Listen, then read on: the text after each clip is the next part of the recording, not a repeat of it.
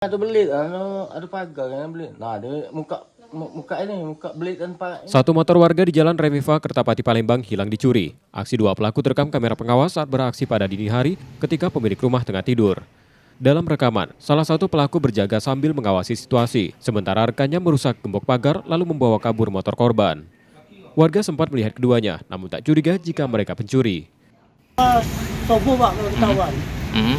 Pas selesai sholat subuh itu kan, dari rumah itu kan teriak kan, panjang terbuka motor RT kan.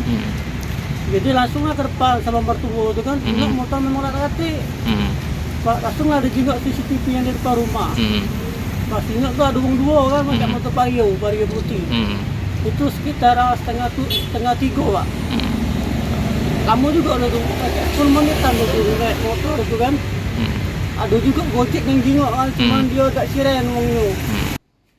Korban sudah melaporkan peristiwa ini ke Polrestabes Palembang. Polisi kini tengah melakukan penyelidikan.